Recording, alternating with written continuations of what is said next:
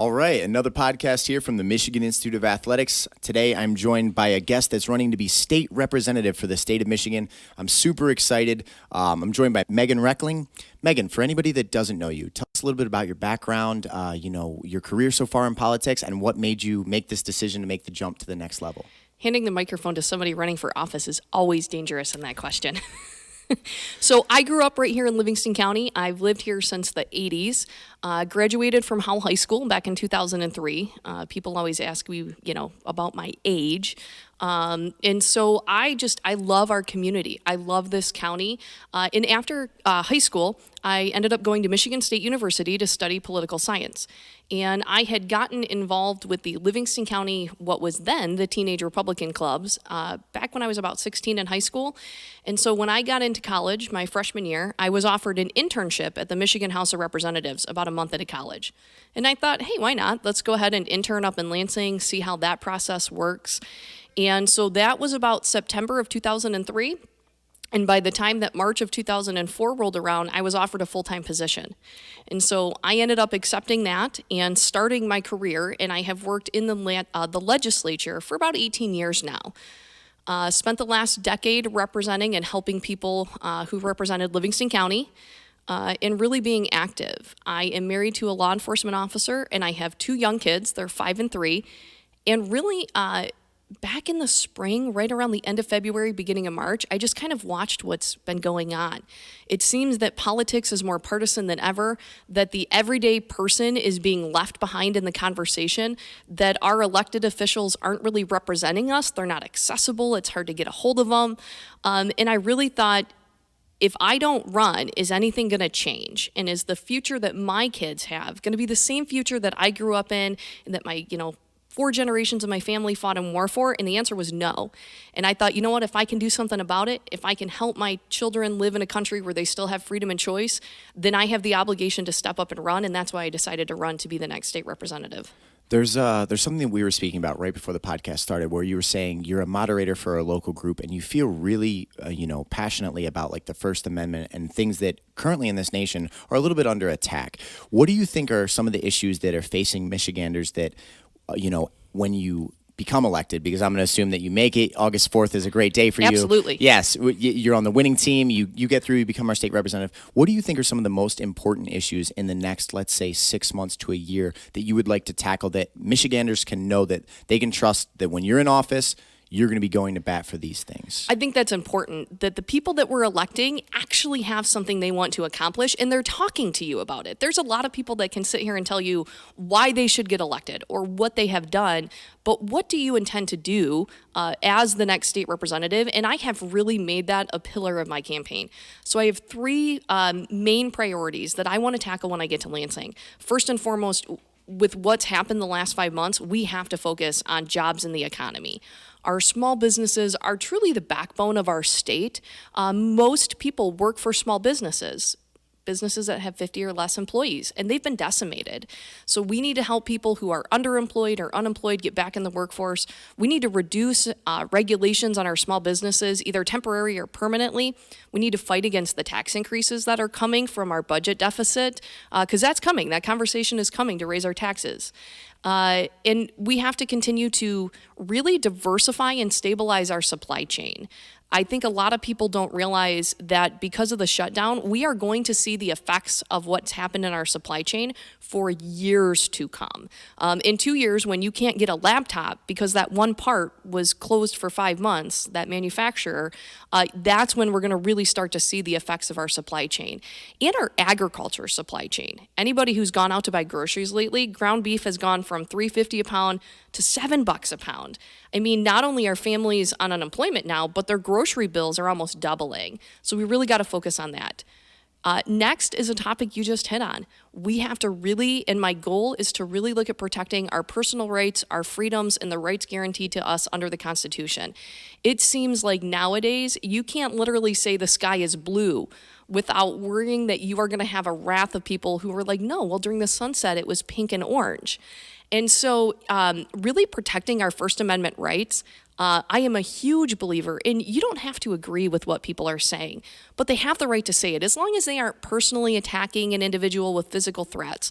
They're not doxing you and releasing your information, encouraging you to attack people. And I kind of draw the line if they want to say, one or two swear words, everybody does it. But if you want to filter out 20 in a row, come on, watch your language. We're all trying to read it. However, I'm a big believer in the First Amendment. You have the right to pretty much say what you want. Even if it's a lie, that is still a right protected to us. And people just have the choice to judge you based on what you say. We really need to protect our Second Amendment right. To me, there's no compromises, and we need to protect life.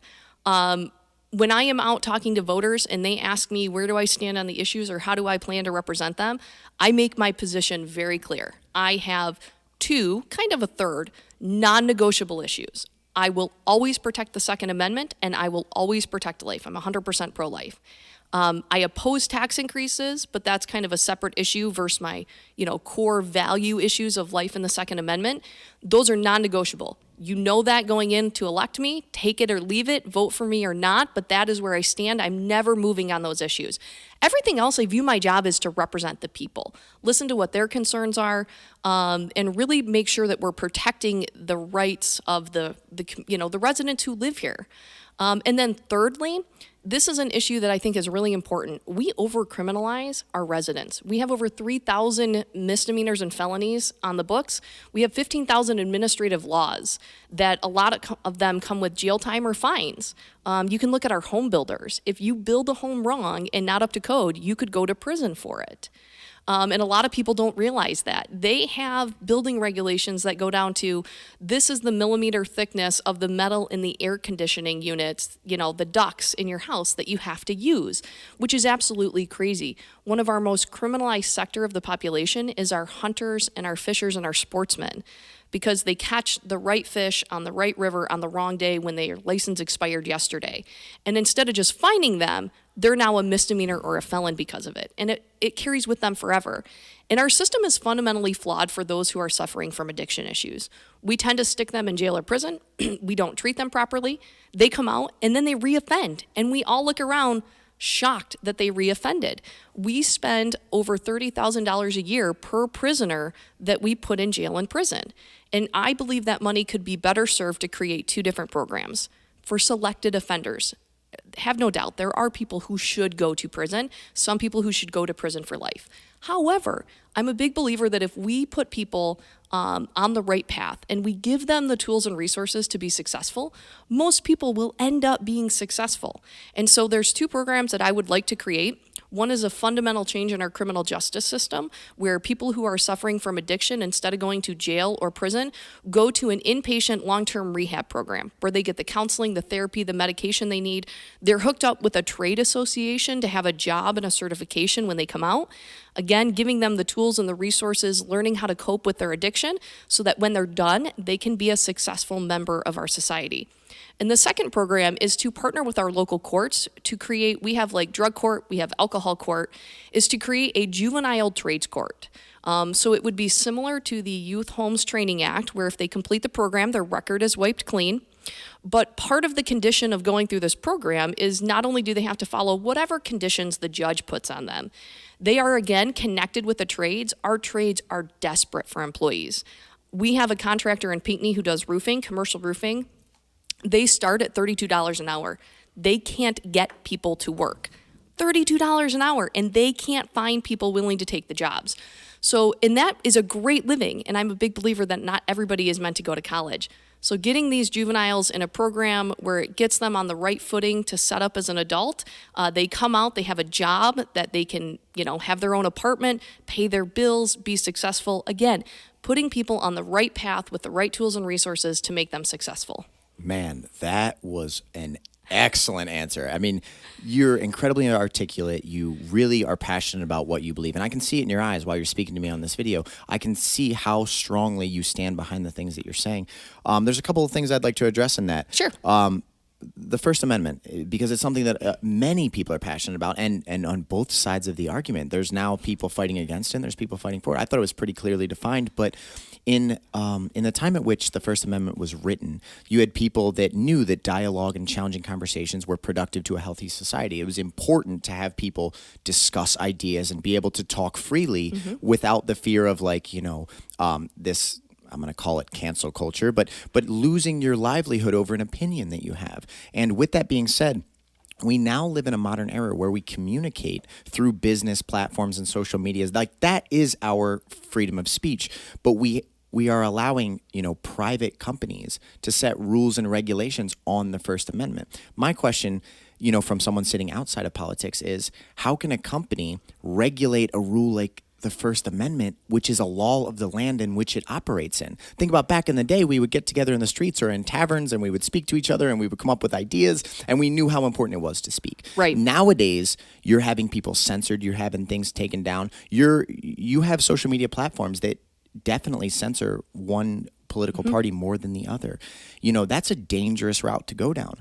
When you tell someone that you're not allowed to have an opinion, that's a problem, because you alluded to something earlier where you said, listen, even if you lie to people, it is your right to do that, because then people will work through that. They'll decipher what you've said. They've found out that you're not a truthful candidate, and then they will treat you accordingly, right? But as soon as we say you are not allowed to speak in opposition, that's no longer democracy. That's no longer freedom. So hearing you speak so passionately about these are the things that we need to protect with people is a beautiful thing, because I think we're heading into a new future where if we don't have powerful leaders like yourself stepping up and being willing to put your foot down and maybe voice some opinions that will have, the angry mob come after you and say, hey, I don't like that you said that. And you can say, well, the reason I said that is because of this belief, and I stand behind this belief, and I will support this, and I will have dialogue with you, and I will discuss it, but I believe in the platform that I stand on, and we need more people like that. The second part, I've traveled all over the world, and one of the places that I went to, I lived in Finland for a month teaching jiu-jitsu, and they have a prison program there that is all about rehabilitation. It's all about, I was speaking to the locals, they can barely keep people in prison, because they rehabilitate people. They don't look at these people as, because you had a drug problem or something like that you're now permanently banned from our society and our culture and you're an outcast. They try to get these people the treatment and the things that they need to get back to a productive life. I think if there was a little bit more compassion and empathy, which I can tell that you have, where you could look at it like, what if that was your sister? What if that was your cousin or your family member, someone that you care about and you love that is struggling with an addiction or some type of, thing that's dragging them into a hole. And we look at these people as people and we say, listen, we're going to try to bring them back into society in a healthy standpoint. I think that's a beautiful way. I never considered how many actual laws there are that just, I kind of laugh and joke about it. There's fines and fees and pretty much anything. There's a way to make money off it. How do you think we actually change such an institutionalized system, though, where, it seems like we always add on more, but it's very rare that we remove? If you could talk a little bit more about your plan of action for that. I think if we look throughout history, we've continuously added more and more taxes and fees and fines and rules and, you can't do this now, it's a new thing, or it's this fine. How do we begin to roll back some of these things to work towards the future that you're speaking of? So let's tackle the First Amendment. First, you're absolutely right. It is imperative that we protect speech. It is part of what makes our nation so good. You're right. Even if somebody wants to lie, I am a big believer that you are judged on what you say and your own actions. So if somebody wants to lie, they should be responsible for what they say. It's not my job to, basically, I say the minute you want me to become the fact checker, we're in trouble, because I'm biased and I don't want to be the fact checker. As far as social media goes, that gets into a very large federal issue as to whether they're platforms or publishers. I would agree with you. I think they have moved out of the realm of just being someone that is publishing the content that their subscribers or users are posting, and they are now censoring information.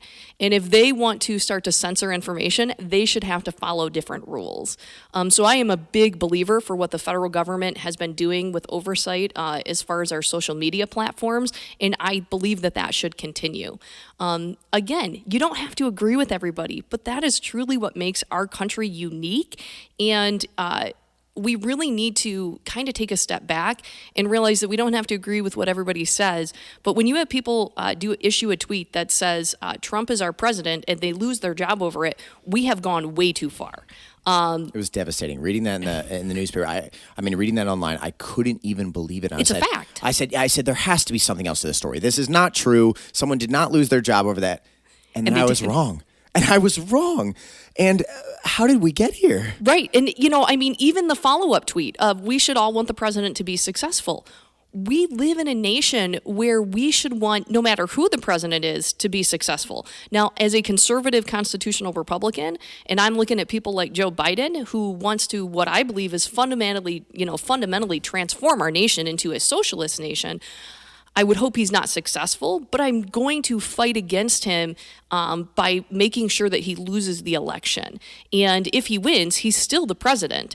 I did not agree with almost any policy by President Obama, but I still believed in respecting that position. And I think we need more leaders that do that are willing to respect positions and respect, having a difference of opinion is completely okay. It's okay to talk about, why you support the positions that you do, and that's usually how the best public policy comes out in the end. And we need more people on both sides of the aisle to be willing to do that. And that takes protecting free speech, where we're not trying to shut each other out. We have a respectful opinion, and we can listen to each other. Moving on to criminal justice, it is absolutely insane how much we criminalize and we hold on to that forever. So a specific thing that we can do immediately is there are hundreds of occupations across Michigan that require a license by the state to work. You have to be licensed to be a cosmetologist, a barber, to box. You have to basically get a license for anything.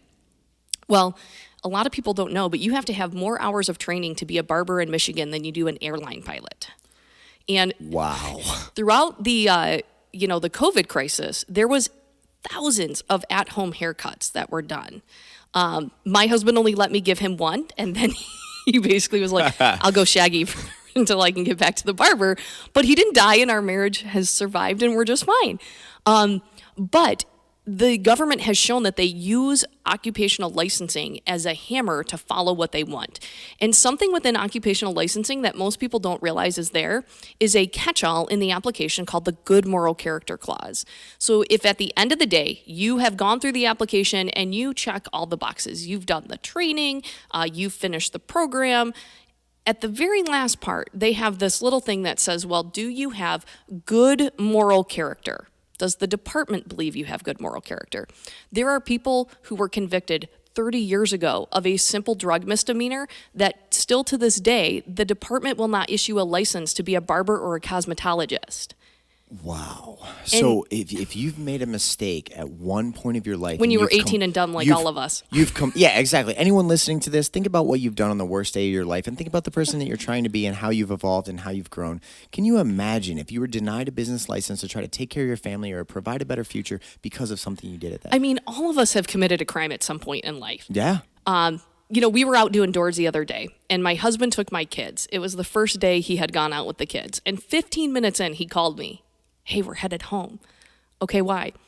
Cooper, who's 3, he's like, Cooper's committed 3 felonies already, trying to break into people's garages to get bicycles out because he's seen them. And I'm like, okay, well, that's not, Cooper doesn't need to go to jail. He's 3. But, we all have done something because you're right.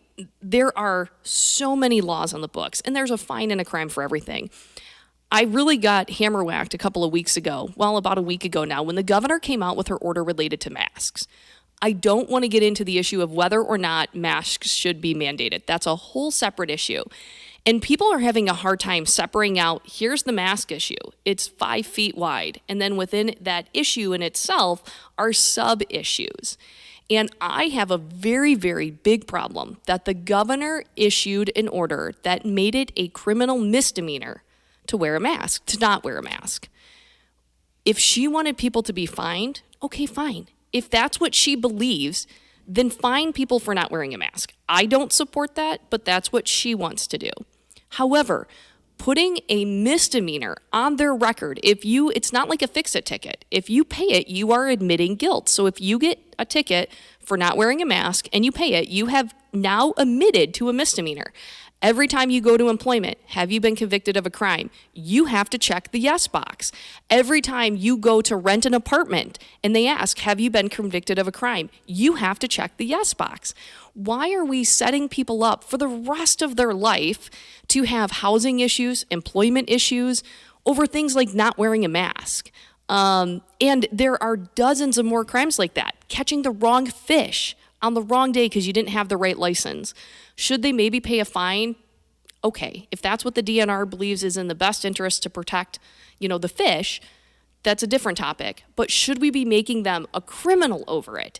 And so really looking at the laws and deciding, is this something people should have a criminal record that follows them forever, which we're hindering their employment opportunities, we're hindering housing, or should we make them pay the fine and let's move on so that they can be successful in life? How did we get to that point? Because when I'm sitting here having this conversation with you, it seems so obvious that you should not affect someone 30 years later because at one point in time during a wishy-washy science period where everything was up in the air, we're living in a pandemic, there's emotions running wild. Now all of a sudden, 20 years later, I might get denied a business license because at one point in time I stood up for what I believed in to be true, which later on could absolutely be true. Right. The science could show that, we were way far from the reality.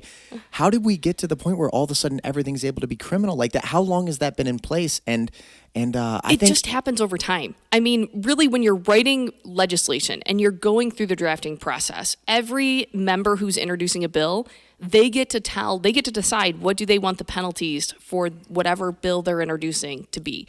Now, yes, as you go throughout the process of committee hearings and you meet with interest groups and those affected and your fellow members and colleagues that you're working with, you might have to give and take some of that, but it really comes out of, someone has a passion, they think this should be a crime, and then before you know it, we end up with 3,000 felonies and misdemeanors on our books. I mean, let's try being a police officer and keeping track of everything that's a felony or a misdemeanor. And like you said, I mean, you're basically blacklisting your own citizens. You're Yes. telling them that you were a bad person at this one point in time. You broke this little thing. You caught the wrong fish on the wrong day. Now we're going to hold this against you for the rest of your life. You should have known better. That's not a healthy society. That's not a healthy culture. No. We need to be better as people. Have you forgiven someone that's close to you in your life that did something wrong at one point? And you still love them? And you We said, all should have if we haven't. I was going to say, if you haven't and you're listening to this, you need to look in the mirror and say, maybe I'm the person that needs some work, because we're supposed to forgive people. Yeah. We're supposed to not hold their past against them if they show changed behavior, if they become better people. Well, and we should want our fellow citizens to succeed and be successful. And that really goes to the addiction issue. It's an extremely uncomfortable issue, but there are a lot of people who you probably don't know in your life have either a very close family member or friend who are suffering from an addiction issue. Most people are just too embarrassed to talk about it. Livingston County is one of the #1 counties in Michigan that struggles with overdoses. And it's not something we talk about very often. It's uncomfortable, but that's okay. Those individuals who are struggling with addiction can get on the right path in life if they get the help, the tools, and the resources. That's what we as a society should be doing. Now, do I believe it's the government's responsibility to do all that? No, not necessarily. We should have private organizations, but the government gets in the way of those private organizations. We in Livingston County have a few sober living homes for men. We do not have a sober living home for women. If you are a woman who wants to live in sober living so you can help recover and get back to your family, you have to go to Washtenaw County or Oakland County. I didn't know that. And so the reason there's not one here is government is in the way. They will not allow it to they will not license it in order to happen in our community. So can the government, should the government be responsible for helping everyone? No. But should the government get out of the way so that the help can be provided? Absolutely. Yeah, why would that be blocked? I mean, I remember there's a woman in this community named Courtney Reineck whose sister passed away from an overdose, and she has been on a campaign trying to help people that struggle with addiction because it hits so close to home. I know her personally. She's come in here. She's trained in here.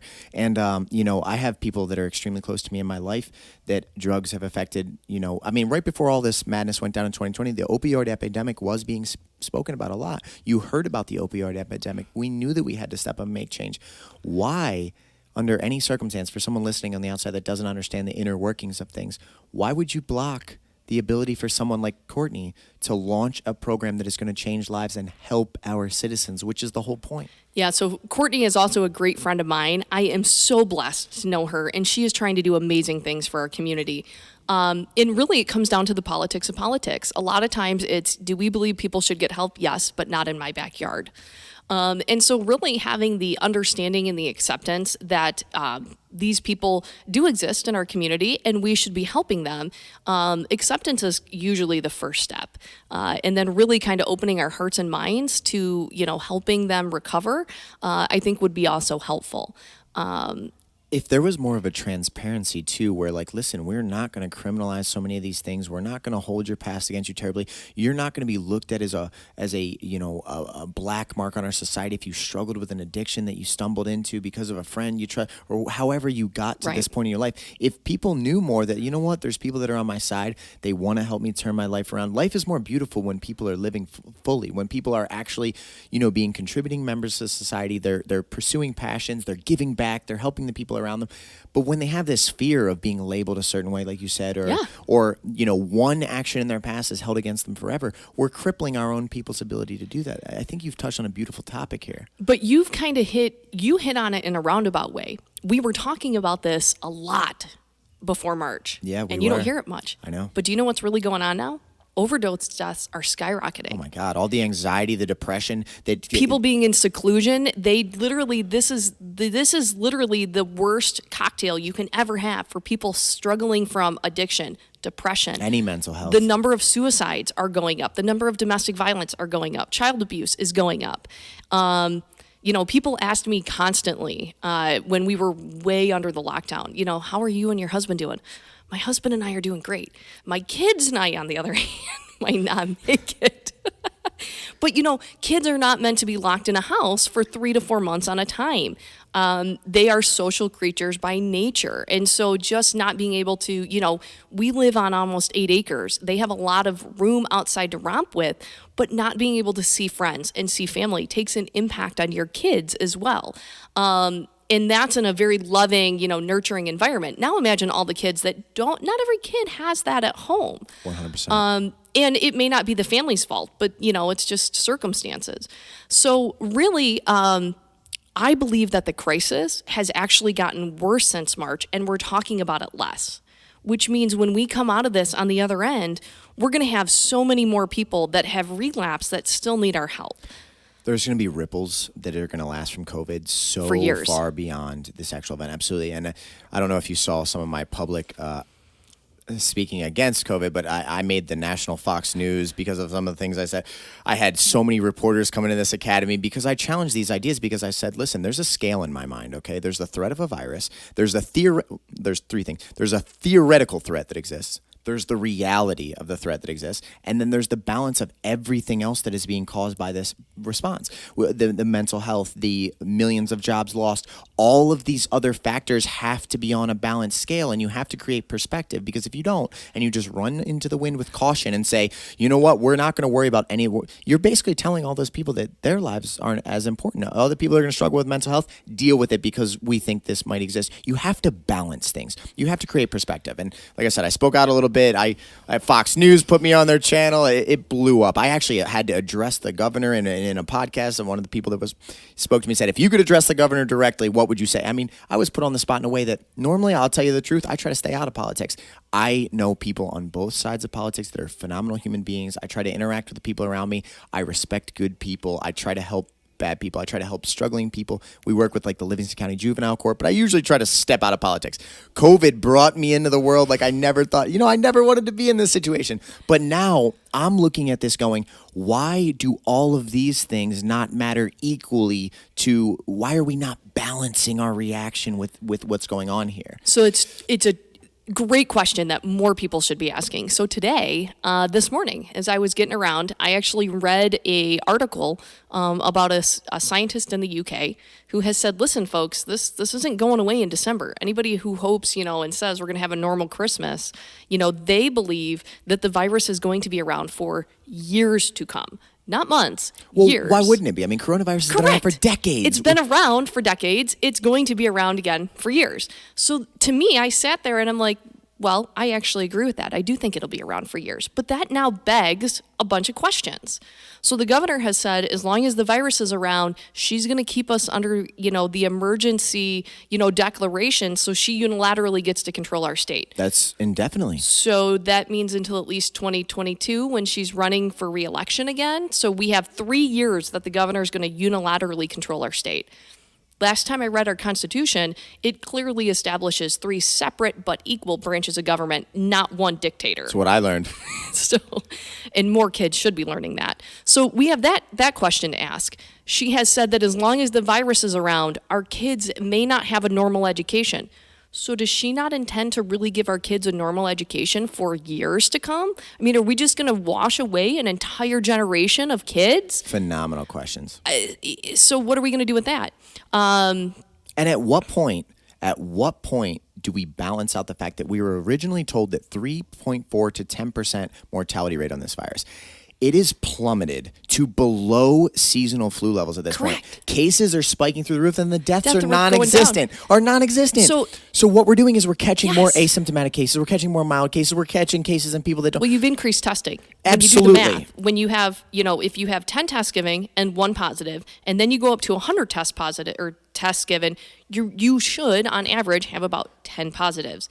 So an intelligent person would take these factors and say, what is the threat of this virus? It doesn't matter if the virus is everywhere, if the threat is non-existent. Right. If a seasonal influenza is way more of a risk, then why would we be changing policy, giving unilateral control, destroying many aspects of our society and culture over something that's not, honestly, to children and young, healthy adults, this is a virtually non-existent So let's talk threat. about some of the other stuff, the family unit. So one of the questions that it also begs to me is for 5 months now, if you have a family member living in a long-term care facility, an assisted living, a nursing home, you to this day still can't go see them. So as long as, and they are a more vulnerable population, absolutely. But for years, are we not going to let people visit loved ones? I can tell you if my loved one lived in a nursing home, I'd get them out tomorrow, as long as I have the capability to help take care of them. And unfortunately, there are people whose loved ones and parents are struggling with things like Alzheimer's and dementia that they can't take care of them. They need to be in a facility. And so they still can't have that family interaction. And I believe there are ways that we could keep the family unit intact. Most of those locations have courtyards. They can be outside. You can be 6 to 10 feet apart. Everybody wears a mask, where you can at least see your loved one not through a window. And things like our parents with kids. So on multiple occasions, I've received phone calls from parents who have sick kids. 5-day-old infant needed heart surgery. One of them where sadly the infant passed away, and literally the parents had to draw straws because both of them weren't allowed in the room at the same time. So they had to draw straws to figure out who was going to be there when they passed away. No parent should ever be put in that situation ever again. I just wouldn't listen to that rule. But the hospitals wouldn't let you in. I mean security just won't let you. It's just madness. Can you imagine being in that situation? No, I can't. I literally can't. You sit there and you cry for them because as a parent myself, you literally can't imagine. You're going through what is every parent's worst nightmare anyways, and then it's made even worse by the government. And so finding ways to protect what I call that family unit moving forward is really, and that falls under my second priority point of protecting our rights and our freedoms, really protecting that family unit to make sure going forward we can see our family. Parents can see their minor children if they have to go into the hospital. And those are just things that a lot of people, unless it's impacting you, you don't know. But again, if the virus is going to be around for years, are we going to go through this for years? I mean, it's a fair question, and the governor isn't answering any of those. She's not even following her own reopening plan, let alone giving us a long-term, here's when I intend to engage the legislature again. I mean, we have people who have been elected to represent us. You may not agree with your elected official, but that's the form of government we have. We're a representative democracy. They have been elected by us to go vote for us in Lansing. When is she going to reengage them? She won't answer that. What's the long-term plan? Not just for this school year, but the next school year. In the next one, I believe we are at the precipice of a total transformation of education. I don't think our education, public education, will ever be the same again. Listen, coronavirus just flat out, the threat that it actually has turned out to be, because it's not the theoretical threat that we were told, it does not warrant all these changes. It doesn't. No. It doesn't. If you look back at H1N1 or bad seasonal influenzas, they were a way higher risk to children. They killed way more children. H1N1 killed many more children in this country than COVID-19 did. Now, with the fact that we're showing testing through the roof because we're catching all the mild cases and asymptomatic, COVID is going to be an incredibly small threat and risk to people. With that being said, why are we restructuring our entire society and allowing almost dictatorship, and what can be done about it? So right now, you're hitting a topic that I really wanted to go into. You have legislators, because I spoke to 3 state representatives during this whole thing. I spoke to Hank Volpel, I spoke to Ann Bolin and Ryan Berman, all state representatives. I contacted, actually, I try to be neutral in party affiliation, so I contacted 3 Democratic representatives, and I contacted 3 Republicans. Perfect. All 3 Democrats refused to speak with me on conversation, which I'm not on one. I just said I want to capture your opinions and your ideas on what we do with these issues. I'm going to present it unbiasedly and let you decide.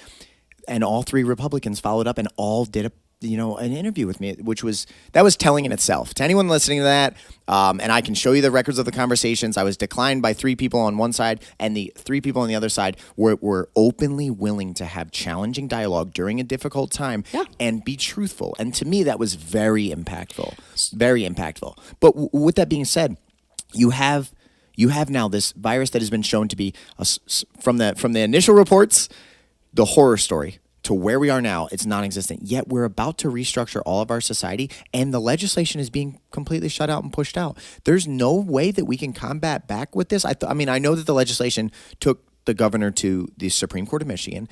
What else can be done? Because what if you were in this position? You're our state representative right now. You want to speak for the people. You want to speak the way you are right now and say, listen, you're not going to completely change our educational system for a threat that just doesn't match it. It's not what you claimed it to be. It's not what we were told it was going to be. It's not what the original reports were said. What can be done? So that is a really interesting question. And frankly, the answer is going to frustrate a lot of people. I think as our legislators, the ones who are currently serving, they are in a really bad position. I mean, there's just no doubt about it. The governor believes she has these authorities. They believe she doesn't. They have done what they can, which is, they passed a bill to eliminate it. She vetoed that. I mean, under the Constitution, it allows that they pass bills, but the governor has to sign them. She vetoed it. They can't do much more besides continuing to put the same bill on her desk. So the next thing they can do is file a lawsuit. And they've done that. They've sued her. This is also why for years, everybody I talk to, I'm like, we elect our judges in Michigan. This fall, we will have Supreme Court justices on our ballot to vote for. Massive. And huge. Most people don't even know. I mean, the common joke in politics is if you have an Irish name, and usually if you're a female, you will get elected judge. Don't know why, but that's kind of the way it works. We have to educate ourselves about those we are electing to the Court of Appeals. We have to educate ourselves about those we're electing to the Supreme Court, because they right now are going to decide the fate of our state. Are we going to be controlled by one person or not? When does that go down? When does that because I've been trying to follow that. When do we actually get a ruling on this? So the Supreme Court had denied both. The governor and the legislature asked for an expedited process to go right to the Supreme Court, and they denied that. Well, then what happened is there's a federal lawsuit going on right now related to healthcare, people that were denied what was deemed, non-essential services, but they've had now health issues as a result of their procedures being denied. They have sued over that order. And so the federal judge in that case basically said, well, I can't issue my ruling on the federal level until your state Supreme Court issues a ruling as to whether or not the governor has these authorities. So they sent back to our state Supreme Court and said, we need you to answer the question so that we can finish our case. When that happened, about 3 weeks ago, the Supreme Court then came out and said, okay, we are going to start hearing the case in September. And they gave the Michigan Court of Appeals a deadline of August 27th to have the case heard by and their decision publicly issued so that they could then use that decision to start the Supreme Court process. Okay, so the ball's rolling, but we really have to wait. The ball is rolling. It is an incredibly slow, meticulous process, it's frustrating. There's no doubt. It is absolutely frustrating. You feel like you are sitting by watching the world burn while we're going through this court process. Something that was difficult for me is when I initially saw all this going down, I'm someone that always tries to research, and I pulled up quarantine laws in the United States of America, and I was blown away because there's wording like, to promulgate reasonable orders, but like people are What different. does that mean? What does reasonable mean? What you deem reasonable might be different. What I deem The governor reasonable. and I have a very different opinion of reasonable. 100%. So when you have words like reasonable in legislature, that's a very dangerous thing. But with that being said, I said, okay, there's pretty much an endless power here. That's kind of frightening. So I looked up the 1945 law. But then I saw that it was amended and added on because they realized in the 70s, they said, wait a second, this could get way out of hand. I mean, if we don't put into effect every 28 days, the legislation needs to back the governor. The governor could pretty much indefinitely be able to do whatever they deem reasonable. Now, when they put that amendment into place in the 70s, why is not the just flat out bottom line rule? Because when the governor has extended her powers over and over and over, she's citing something from the 40s that it flat out says you must read the legislation together, but she's just going around it. How does that work? And that really goes into the drafting process. And in the courts, specifically the Court of Claims, where if you sue the legislature or the governor, that's where your case is going to go. There are drafting kind of rules, like judicial rules to the bill drafting process. So normally, if you do amend a statute, it does wipe away it doesn't wipe it away, but the courts will give it more weight, the new statute, than they will the old. And that's kind of the question before the court now, is it was amended, does the new one outweigh the old one? Why would it not? I mean, that's why it was amended. Well, to us it would, but that's what the court has to answer. And what they could have done is, and this is what they didn't do, is they didn't eliminate it, because you can strike that from the law.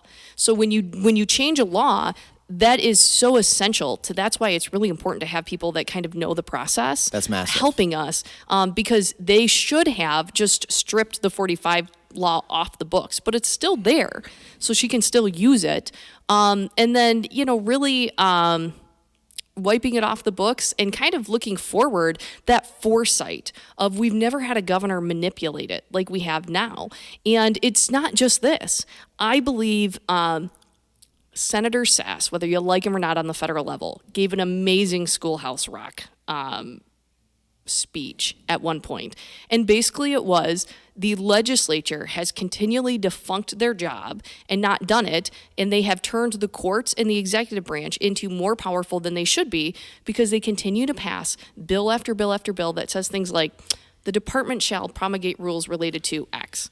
Well, when you continue to turn your authority to legislate over to an executive branch, you're not really doing your job. I 100% agree with him. The legislative process should be contentious. It should be challenging. It should be difficult to make laws. That is where the process really should be fought, is in within the legislature, you have two separate but equal branches just in that. So the House and the Senate are a check and balance on themselves. The bill has to pass committees in both chambers. It has to pass both chambers. So you have to have a pretty good consensus with your colleagues. It's the most balanced system by far. Like yes, you said. And it's supposed to be contentious. You are supposed to yell at your legislators, voice your opinion. And frankly, part of why I'm running is I believe that our legislators should be more transparent, accessible, and accountable than they ever have. It is absolutely, in my opinion, fundamentally flawed when you cannot get a hold of your legislator. From the day I announced, right in my press release, my cell phone number has been out there. It's on my website. I Facebook live stream at least once a week, if not twice. You can ask me any questions. I literally try to answer as many social media questions on comments on every post. The ones people send me, I call everybody back. I believe that our legislators, and you'd be amazed when I'll tell people, how about we talk tomorrow at 4, and I call, and they're like, holy crap, you actually called. Well, why wouldn't I? I mean, it's my job to represent you and to listen to what you are struggling with. And that establishes trust. That makes people believe in you a little bit more because it creates a human interaction. I gave an example just a minute ago. I said, hey, I'm not going to get one side of the story. While all this madness is going down, I'm going to talk to 3 state reps from this side and 3 state reps from this side. And I was denied by all 3 on one side. Now, that could just be coincidence. That could just be I picked them at a bad time or whatever it was. But to me, it created a feeling of distrust. Right. Why were three people, just as you are today, willing to sit down and really put their opinions and everything on the line? And they didn't know what questions I was going to ask or how the dialogue was going to go, but they were willing to say, hey, I am an elected official that works for the state, that works for these people, and here's what we're trying to do. And the other side wasn't. And that really, it was alarming to me. You know what I mean? Well, and we need our representatives to realize that they represent us. It doesn't mean we have to agree with them. I mean, the joke is, the minute you get elected, 50% of the people automatically hate you. And it's not really hating you, but they're not going to agree with you. You are never going to have everybody you represent agree with all the decisions, not even in your own party. I mean, there's going to be things that you vote on that Republicans don't like, that aren't core party issues. And really, you shouldn't follow core party platforms. You should have like I do. These issues are non-negotiable. The voters know about them ahead of time. Other than that, I'm an independent thinker. I don't need my platform to tell me how to think. I can look at the issues, read the bills, read the analysis, talk to those that are going to be impacted. And then my job as a representative is to do what's best for my district, the people who sent me there. And really, one of the biggest things, that's the biggest part of the job, in my opinion, is really the constituent services. Talking to the people, explaining why you support what you do, why you voted the way you did, how you can help them.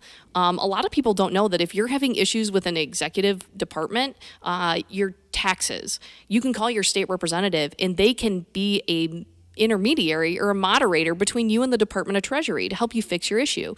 When unemployment was an issue, our state senator had one staffer that she literally took every job from except one, helping the people who called with unemployment. And they were taking hundreds of phone calls a week from people, helping them on a back-end process to get their unemployment claims processed. They still haven't gone through everybody. That's how messed up that system is. That's a whole nother can of worms. Yeah, no, it's something that's really great to hear that you're saying.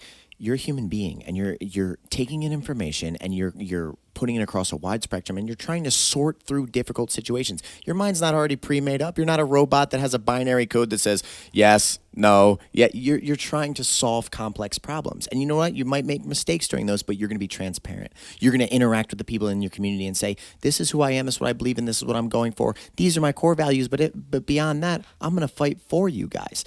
There's something about the idea that we're starting to get too much into playing my team versus the enemy team across society. You see people that they put their feet in concrete on their team, and whatever their team says, they're going to back it without a single bit of critical thinking. There's no, why do I believe what they believe? To even just validate what they're saying. I have had people that I have known since high school tell me, I can't be friends with you anymore, you're a Republican. And I'm like, what does that have to do with the price of tea in China? Like, we don't wear RDs and I's on our clothing. I mean, that doesn't identify who I am. I'm still the person you went to high school with, that we were really close friends. And what does being a Republican, I have very close friends that are Democrats. There's not a lot we agree on, but we're really close friends because we just don't talk about politics, and that's okay.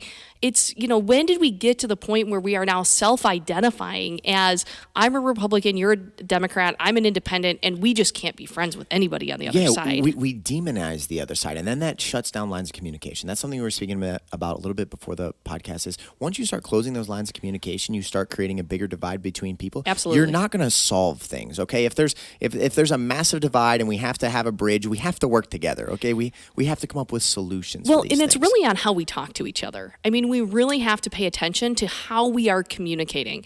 If you follow me on social media, even for years now, I refuse to call people names. I will debate you as tough as I can on the policy, but I don't need to insult you. I don't need to call you a name. The minute I personally attack someone, I have now ran out of public policy issues to talk about. And you just don't, we kind of talked about it beforehand. If you walk up to somebody on the sidewalk and you say, hey, and you call them an explicit, they get defensive. Nothing you say from there is going to matter because they don't want to listen to you anymore. So really talking to each other in a respectful manner, and I hear a lot of times, well, the other side doesn't do it, so we can't do it. The other side likes to kill babies too. Doesn't mean I'm going to start doing that. So I think that we just have to really push forward, and there are a lot of people in the middle, and there's even people on, soft Democrats who don't like the tough rhetoric. And we have to really appeal to those individuals by just rising above, treating everybody like a human, being respectful. And again, I'm somebody where Don't ask, I always kind of phrase it this way, and maybe I shouldn't, but don't ask me a question you don't want to know the answer to. I do not feel the need, as somebody running for office, to lie to you. Trust me, my life is a heck of a lot easier because what you ask me today and you ask me again in 3 days, my answer is going to be the same. I don't have to remember who I told what to. It's just, here's my answer. I'm polite and respectful about it, but this is my answer. And I just find that's a lot easier to interact with the residents I want to represent. And sometimes I couch it. Listen, you probably aren't going to like my position on this issue, but I will always listen. I had a candidate interview with a group where we are probably not going to agree on 60 to 70% of what the policy they care about. And at the end of the candidate interview, they said, do you want to add anything? And I said, sure. I said, I know as a conservative Republican, we are probably not going to agree on a majority of things that you care about. However, I can promise you, my door will always be open. I will always listen. At the end of the day, I may not, I'm probably not going to vote with you often, but I can promise you, you will always have the door open where I will listen to what you have to say. And I think that's our job. Our job as representatives is to listen to people who disagree with us and just be that opening ear that a lot of representatives now aren't. You hear so many people say, well, we don't think the government should do that. And you're right. Sometimes the government shouldn't help solve their problems. But you sitting down with them maybe can find that private route that they can help to solve their problems before the government gets involved. Or sometimes they've taken every route, and it does. That's how the bill drafting process works. People call and say, hey, I have a problem. And you sit down and you say, okay, well, let's talk about it. And have you gone through whatever means it is to fix it? Yes. Okay, well, then maybe the government does need to get involved. But until you sit down and talk to them, you never know. And that's truly what you are as a representative, is somebody who is supposed to be listening as often as possible to the residents you represent. Let's do some forward thinking. August 4th, you win the state. I'm going to crush it. Yeah, you crush it. It's phenomenal. You become our state representative. Talk about what would be your biggest goals? You become elected, you get into office, this dream comes true, you move to the next step. What are the things that you would really like to accomplish to kind of start building a legacy on? Because you've spoke about many different things here. I'm on board. I love the transparency that you have. I can hear the passion in your voice. I love the idea that you don't compromise on what you believe in. That's important to me. I don't like people that are easily pushed around because I don't think they make good leaders. People that are easily influenced and pushed around, or, if someone's going to, disagree with you adamantly and it makes you cower down, those are not good leaders. We don't need people like that. We need people that stand up. Really quick. I want to say something about that, though. There is a difference between someone who's representing and you listen to the people you represent and then you take that feedback into an account making your decision versus you have a position that you've released and you get hammer whacked by it and all of a sudden, real fast, you do a 180. Yes. I do believe don't there's be a yes difference. Person. Yes. Right. Don't be the yes person that just realizes you said something dumb or you took the wrong position, but it's really what you believe, and now you're going to do a 180 reversal. But there is a difference between listening to the people that you represent, especially not on core issues. If it's not life, it's not Second Amendment, if it's not taxes, you want to sit down and talk about how we best need to help our farmers dealing with the Green New Deal. Do I support the Green New Deal? Heck no. But are there issues there that we can talk about? PFAS. PFAS is a huge issue here in Livingston County. Should we sit down and talk about how the best solution is to fix that? Absolutely. Am I going to listen to the feedback from experts and it's going to help educate and inform my decision? Yep. But once I take my stance, it's my stance. And that's kind of what I think more leaders need to do. Well, we need that leadership. We need strong people. I respect someone and will follow someone much more that is willing to say, hey, you know what, I made a mistake here or I disagree with you there, but this is who I am and I'm going to move us towards a better future. That's what a leader should be. Imagine a general at the front of the army. He's coming up with a plan. He's spent his whole life studying this, and a couple soldiers say, well, we don't think so. We think we should march this way. And he goes, well, if you guys think that, I'll go that way. We have gotten into this era where we almost expect our politicians and our elected officials to be perfect. There's only one perfect person who walked this planet, and he died on the cross. I was going to say, he's not here. He's not here not anymore. here. So if you have the expectation that your elected official is going to be perfect, I got a news break for you. They're not. I'm not perfect. Yeah, ask yourself if you're perfect. Great. But here's what I do believe. When you make a mistake, just be honest about it. I did a live stream the other day and I misspoke. So the next live stream, in fact, afterwards, I was like, you know what? I don't know that I got that right. No big deal. I went out, I did more research. The next live stream, I was like, hey guys, I want to skip back to something I talked about the other day. I misspoke and I want to clarify. What is wrong with that? It's almost like we've gotten to the point where we believe, or elected officials believe, they're going to get crucified, and sometimes they do. Well, it's this culture now. I mean, there's people that are trying to pull a sound clip that don't want you to win, or anybody, or like, let's take the president for example. They'll find the smallest sound bit possible and try to demonize him to the maximum potential. I grew up in an era where I thought that we respected people, in our culture, and especially in positions of authority. Like, I remember watching the White House briefings during this COVID thing. I watched every White House briefing in its entirety. It was a little maddening. Props to you. Yeah, but I mean, my entire business was shut down, my life's work. I said, I'm going to closely study this. With that being said, I'm watching reporters and stuff interrupt the President of the United States of America, cut him off, talk over him, and I was thinking to myself, how did we get here? I wouldn't disrespect a janitor that was sitting and speaking to me by just cutting him off when he's talking. If we're doing it to the President of the United States of America, I also watched most of them, and I can tell you that you sit there and you're like, whether you agree with the president or not. Yeah, that's irrelevant. Literally, like by the fourth one, you're like, on what planet would any human go back out and deal with, and they were hours long. 100%. It wasn't just a 30-minute briefing. It was most of them are 2 hours, 3 hours of just getting literally the crap beat out of him by the media. And I'm like, day after day after day after day after day, he walked back out and did it. And I'm like, that to me says something about his character, that he would actually continually go back out, no matter how much they interrupted, no matter how rude they were, no matter what questions they were asked. And he just walked back out every day and was like, I'll take my 3-hour beating today. There are not very many people that will do that. How can you not Our respect governor that? has barely given press conferences. And when she did, what a lot of people don't know, she actually changed the press pool. So she limited the press pool. And then what she did is you had to be approved by her press person to get into the briefing. And then what they would do is they said, well, they did one print reporter, one radio reporter, and one TV reporter. And then what they said is anybody else who wasn't allowed in, you email your questions to those 3 reporters, and maybe they'll ask your questions. And I even saw an email go out from her press director that said, in order to have your questions asked, you need to send your questions ahead of time.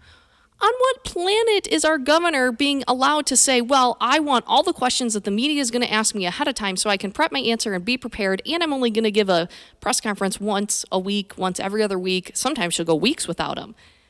Your job is to be accountable to the people. I'll tell you right now, that's scary. I mean, there's countries around this world. I've been to China many times, and there's many countries where you're not allowed to ask certain questions. You're not allowed to challenge opinions, and you're not allowed to question views. And regardless of what side you're on, you need to look at the idea that President Trump was willing to go in front of an audience and he has no idea how they're going to try to ask him questions, suggestively speak, try to put things in a certain angle. And he knows, like you said, day after day, they're going to try to crucify him. They're not going to point out anything that's done well. They're going to try to crucify that man. And you have another person that is only allowing a select pool to know exactly what's going to come in, or like a controlled opposition. Like, yes. Hey, you're going to ask these specific questions because I have a preempted response. That doesn't feel like transparent to me. You know what transparency feels like? Is someone sitting down saying, hey, you know what? We might disagree, but you have the right to ask your questions, and I'm going to answer them to the best of my ability. And I had so many people ask me during the governor's press conferences, how can she open her notebook, write, and almost be reading the answers? Well, that's how she had them. As if it was almost scripted. Maybe. Yeah, no, it's incredible. And like I said, speaking with you today and sitting down and talking to you about this, I hope that a lot of people see this, and a lot of people, beyond whether you agree with you on any topic or not, the transparency, the commitment, the passion, the energy, the willingness to say, listen, I'm going to be an elected official in the way that it's supposed to be done. I'm going to interact with my constituency, and I'm going to do the best I can. And if you don't agree with me, that's okay. That's your right. And I support that. I want you to have the opinions that you have, but it is my job as a leader to try to provide the future for my family, my community, and my state that I believe in, that I believe that, my supporters believe in, and that's why I'm here on this platform. Absolutely. So, man, I guess just anything else. We've gone for an hour now. Wow, look at that. I know, it just blows by. We're having good conversation. Just anything else that you would want to record on the audio here. August 4th, it's 2 weeks away. Any final message that you would leave with? And then, we'll wrap this thing up. Absolutely. So I would, anybody who has questions about where I stand on the issues, the priorities that I want to accomplish, or just share with me what your thoughts and concerns are, I encourage them to pick up the phone and call my cell phone. I give it out all the time, and I'm going to give it out right here. So my cell phone number is 810-522-8265. You can call me, you can text me. Visit my website at MeghanReckling.com. You can see all of the community individuals, the leaders in our community that support me, the organizations that have gotten behind my campaign and supported me. I appreciate all the help that I get over the next 2 weeks. We have I want to call it a tough primary, and it is a tough primary. It would be wrong to say that it's not. There's 4 people running. I believe that I am hands down the best person to represent the 47th District. I can hit the ground running. I have a plan of action, and again, I believe that I'm one of the most transparent and accountable, accessible candidates running across our state right now, which I think is so important. So visit my website, MeghanReckling.com. Call me on your cell phone. I tell people, even if you disagree with me, that's okay. Just call and have a respectful conversation as to why. I'm willing to listen. And I think that's really important. And then I'd appreciate everybody's vote on August 4th so that we can win big. What more can you guys ask for? Transparency, passion, plans of action. When I sat down with this meeting today, I said, the only thing I hope doesn't happen is that I get all vague responses and no commitment to your answers and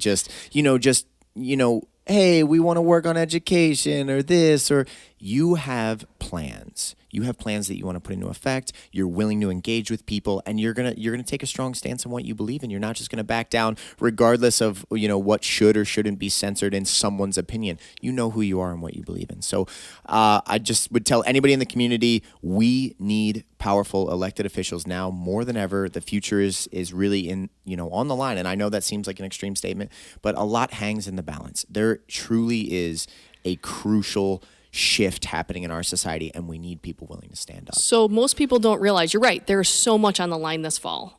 We have a Democrat governor, we have a Democratic Secretary of State, we have a Democratic Attorney General. I believe while the governor is still in the running for the vice president spot.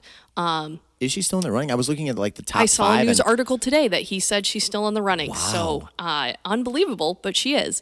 So what a lot of people don't know are the Democrats in Michigan only need to flip 4 seats in the House, and they control the Michigan House. That is how important our elections this fall are. We have majority of the House on the line. And if the House falls to the Democrats, the analogy I use is the Michigan Senate, controlled by Republicans, is going to be the little Dutch boy at the dam. There's 100 holes, and they're going to have all 10 fingers stuck in the hole saying, we got it, guys, and it's still going to be flooding behind us. They can't hold back everything. We have to keep majority of the House. We have to elect conservative leaders who are willing to stand up, speak out. I argue we need to elect younger. We don't have a lot of people my age who are willing to step up, put their name on the ballot, put their family through what it takes, and run. But we have to fight harder than ever because we have a lot at stake this fall. And if you guys think we've seen anything of what the governor's done, wait until she had a Democratic House to help her out with, and we might as well just all hang on. Yeah, no. And I realized I didn't even ask your age, but are you about 35, 36 years old? You just hit the nail on the head. I'm 35. All right, yeah. So, a young, passionate elected official that's going to go to bat. Shouldn't ask a woman that question. I know. I didn't ask it in the beginning, but I thought. Luckily, I don't mind yet. Ask me again when I'm above 40. You'll say I'm 29th for the 11th time. Right. No, man, phenomenal conversation today. I hope that a lot of people listen to this and people realize this is crucial. Now more than ever, you need to step up, you need to take action, and you need to realize if you want this nation to stay great and you want it to move in the right direction, you need people that support that vision. Amen. So, thank you so much for being here today. Thank you for having me. Of course, we'll wrap it up. And again, if you want to contact Meghan, please, her cell phone is listed on the show. We're going to provide a link right on this post. So anywhere you see this post, whether you see it on YouTube, Facebook, any type of social media, I'll make sure the contact information goes there and, support the people that support a good future. So thank you guys very much. Thank you, Meghan. Thank you.